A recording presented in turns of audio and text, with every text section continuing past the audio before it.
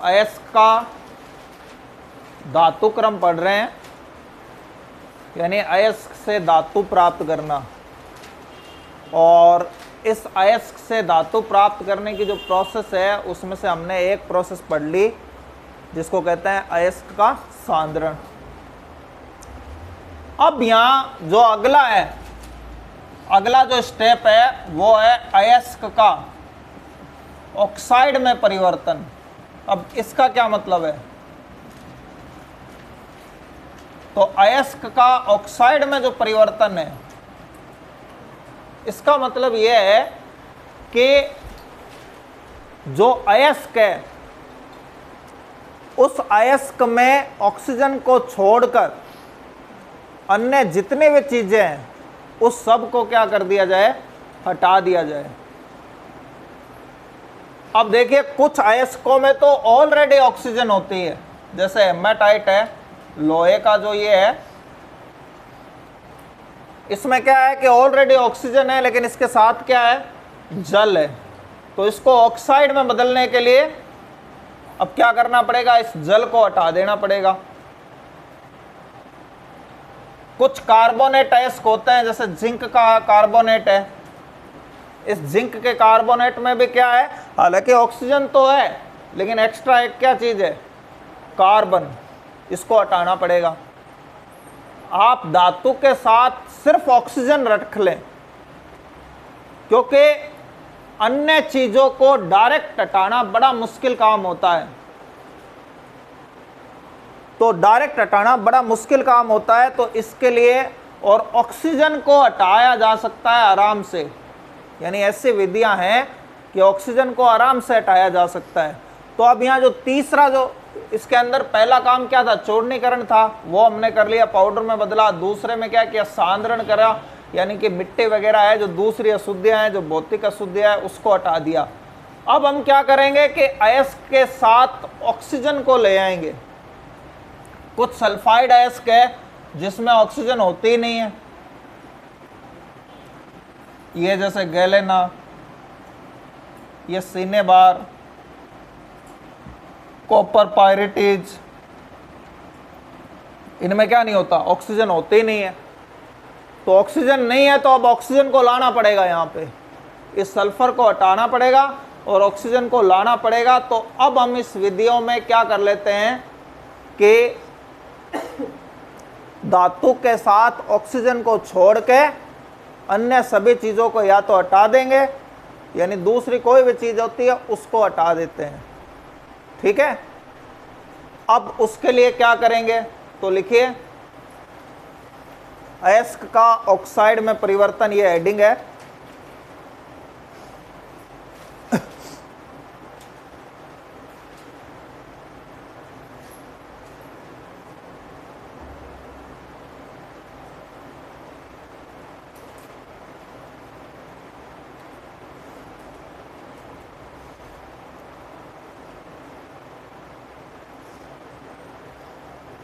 लिखिए, इसके दो विधियां हैं।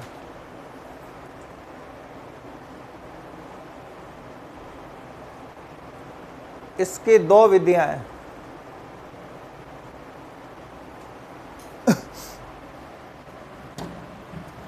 अब इसके दो तरीके हैं अयस्क के साथ ऑक्सीजन लाने के। पहली विधि का नाम लिखिए निस्तापन।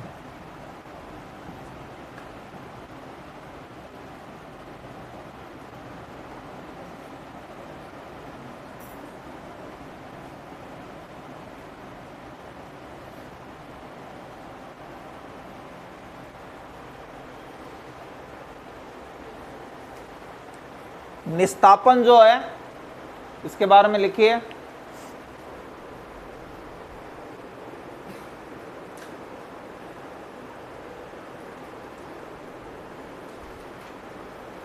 कि धातु अयस्क को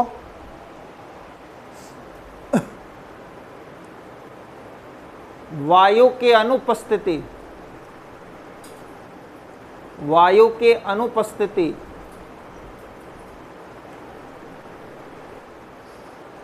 या कम मात्रा में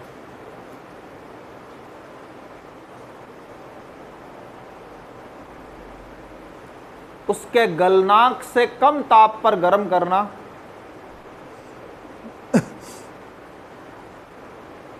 उसके गलनांक से कम ताप पर गर्म करना,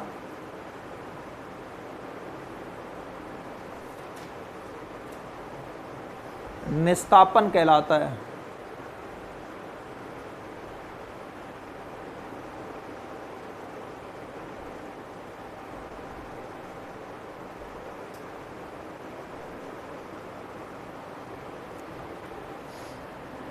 तो लिखिए सामान्यतः निस्तापन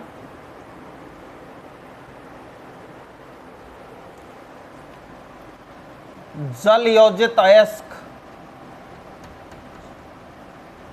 जल योजित अयस्क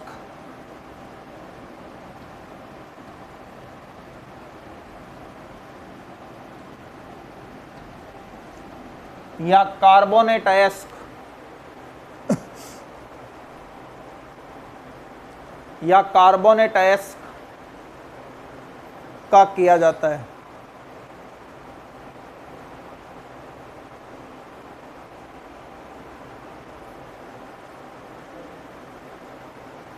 अब देखिए जो निस्तापन है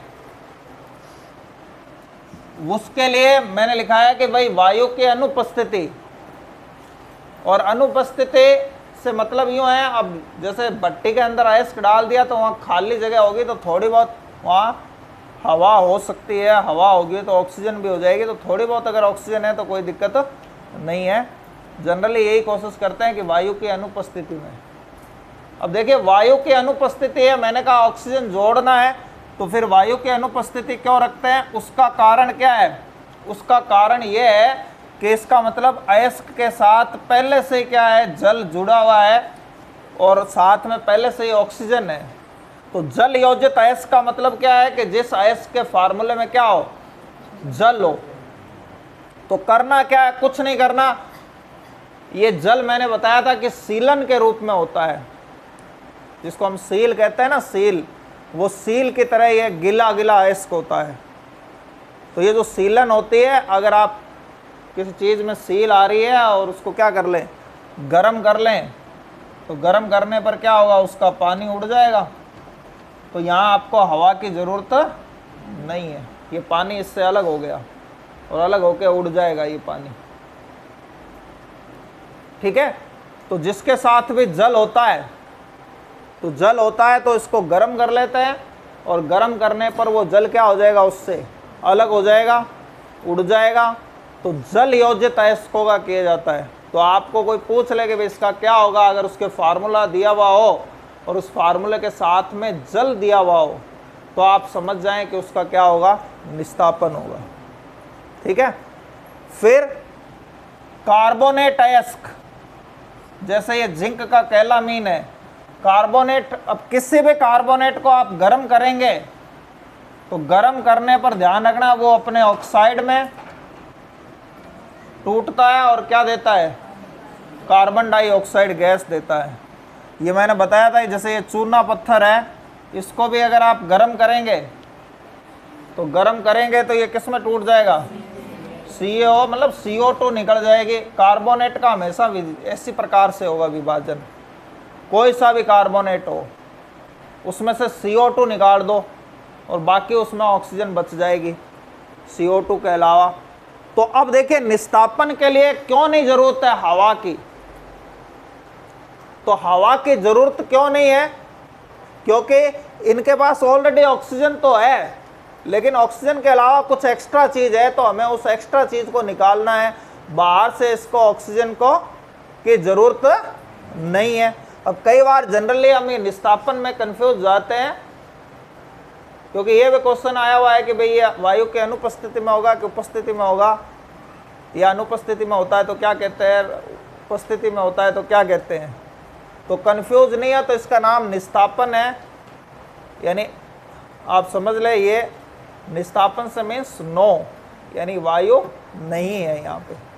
न फोर नहीं भी हो सकता है कि हवा नहीं है, ये याद करने के लिए इसको आप लिख सकते हैं। अब आप उतार लें इसको।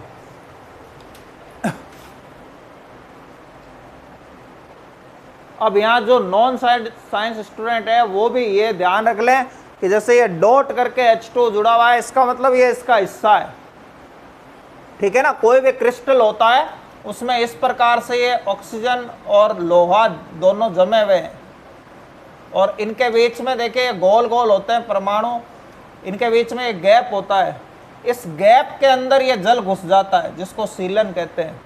अब ये दीवारों में कैसे सीलन घुस जाती है, ऐसे तो नहीं पानी घुसता, लेकिन ये कहाँ घुस जाता है, उनके बीच में जो गैप होता है उस गैप के अंदर घुस जाता है। तो ये इस गैप के अंदर घुसा हुआ है, इसलिए यहाँ ये डॉट लगाया है, और अब यहाँ प्लस कर दिया। अब हो सकता है कईयों को तो ये फर्क ही नहीं समझ, तो प्लस का मतलब अलग अलग हो गए, सेपरेट हो गई, दो चीज़ें अलग है। डॉट का मतलब है कि वो जुड़ी हुई है, और प्लस का मतलब है कि ये अलग अलग है, ये अलग अलग हो गए। यहाँ भी यही है कि ये ऑक्साइड और कार्बन डाइऑक्साइड जुड़े हुए थे, तब कार्बोनेट बन गया था, अब अलग अलग हो गए। तो प्लस अगर किसी के बीच में लग गया, इसका मतलब वो दोनों चीज़ें क्या होगी, अलग अलग होगी। तो ये फर्क भी आपको ध्यान रखना है। आगे दूसरा लिखिए, वर्जन।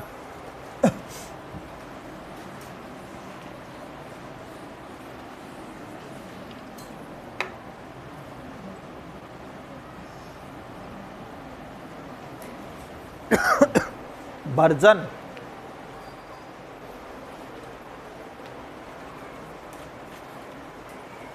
लिखो, सांद्रित अयस्क को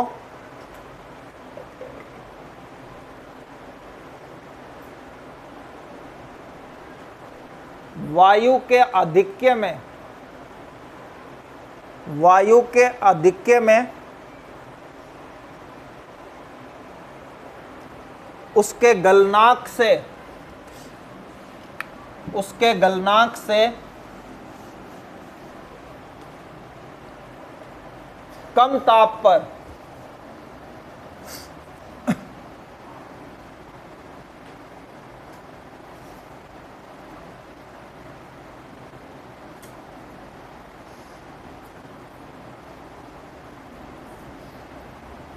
गर्म करना वर्जन कहलाता है।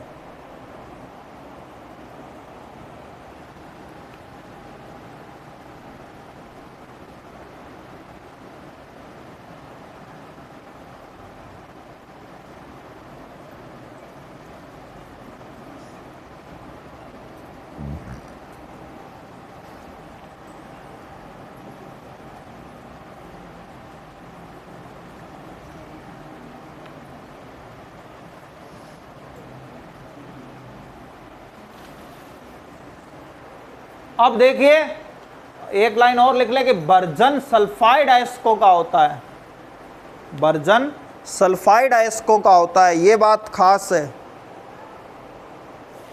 वर्जन सल्फाइड अयस्कों का किया जाता है, ऐसे लिख लो, वर्जन सल्फाइड अयस्कों का किया जाता है। अब इसका मतलब क्या है कि बाकी सब का निस्तापन किया जाता है। वर्जन को आप याद रख लेना कि भाई ये सल्फाइड अयस्कों को किया जाता है। अब इसको विद रीजन भी आप समझ लें, क्यों, क्योंकि इसमें ऑक्सीजन नहीं है, तो ऑक्सीजन नहीं है तो वायु का आधिक्य का मतलब हवा के झोंके भेजने पड़ते हैं, तो ये हवा के झोंके भेज के और गर्म किया जाता है, ये भेजने से ये वर्जन हो गया। तो यहाँ पर अब होगा क्या, अगर हम किसी भी चीज़ को वायु की उपस्थिति में गर्म करते हैं, जनरली तो वायु की उपस्थिति में गर्म करते हैं, तो यहाँ पर ये सल्फर हट जाएगी। ध्यान रखना, सल्फर और ऑक्सीजन बराबर संयोजकता रखते हैं, तो जितने उसके साथ सल्फर जुड़ी हुई है उतने उसके साथ क्या जोड़ देंगे, ऑक्सीजन जोड़ देंगे, और सल्फर को ये ऑक्सीजन ले जाएगा। हमेशा यहाँ SO2 गैस बनेगी, क्या बनेगी, SO2 गैस बनेगी। वर्जन के प्रोसेस में सल्फर किस रूप में हटेगा, सल्फाइड अयस्कों के लिए किया जाता है और किसी के लिए किया ही नहीं जाता, बात ही खत्म हो गई। तो सल्फर जो हटेगा वो किस रूप में हटेगा, सल्फाइड। अब दोनों में ही ऑक्सीजन जुड़ गए, इसके दो टुकड़े हो गए, दोनों के साथ ऑक्सीजन आ गए, तो दोनों ही प्रोसेस में किसकी जरूरत पड़ रही है, तो दोनों ही प्रोसेस में जरूरत पड़ रही है ऑक्सीजन की, ठीक है।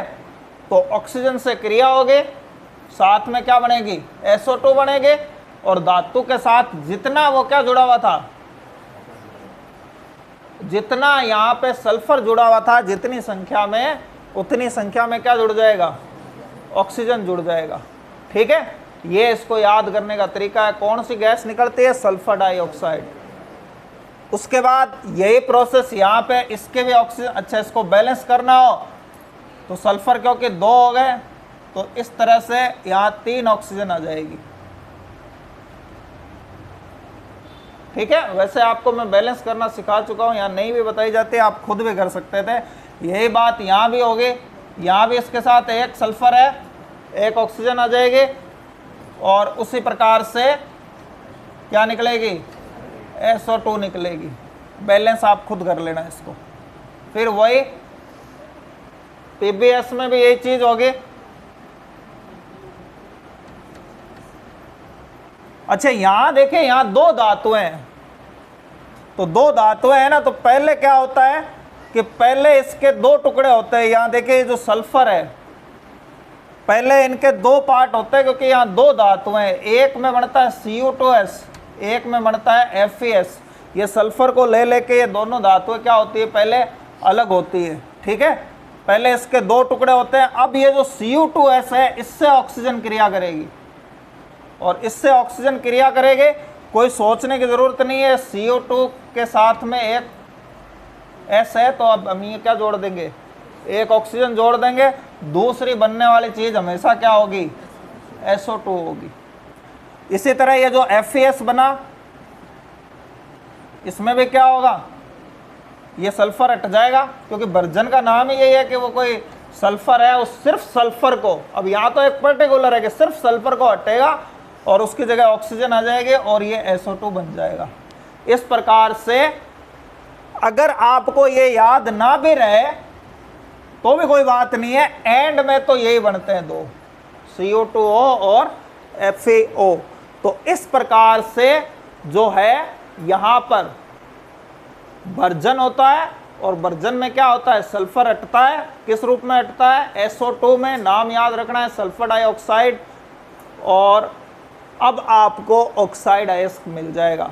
तो ये 2 तरीके हैं क्या करने के, धातु के साथ में ऑक्सीजन रखने के। ठीक है, ये है आपके वर्जन। इसका मतलब नहीं जानते, रोस्टिंग का मतलब होता है हवा की उपस्थिति में किसी चीज़ को गर्म करना, रोस्ट करना। ये रोस्ट का मतलब समझ लेना।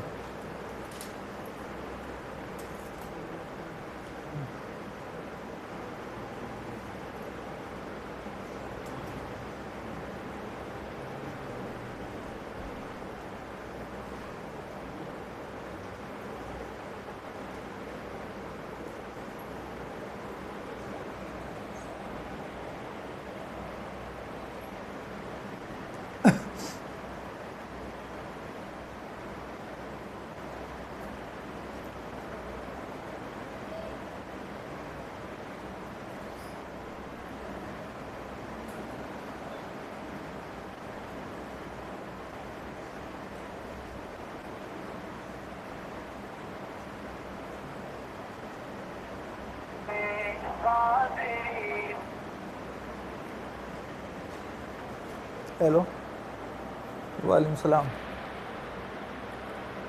अल्हम्दुलिल्लाह, आप सुनाओ।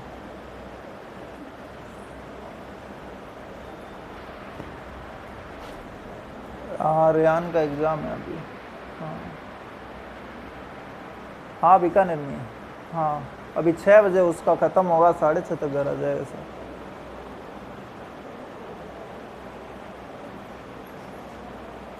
कहाँ पे? अच्छा, हाँ अच्छा।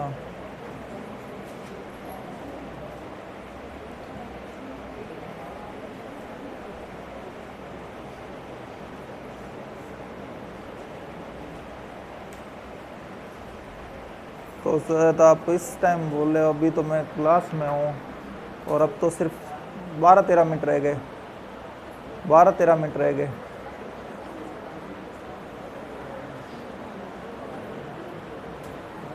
हाँ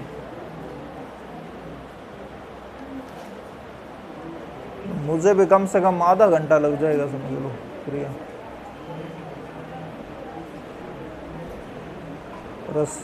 रसीद की क्या, वो भाभी एडमिट है ना, तो रसीद तो हॉस्पिटल में है अभी, तो वो तो बहुत ज़्यादा बिजी है। हाँ हाँ, हॉस्पिटल में ही है जब से।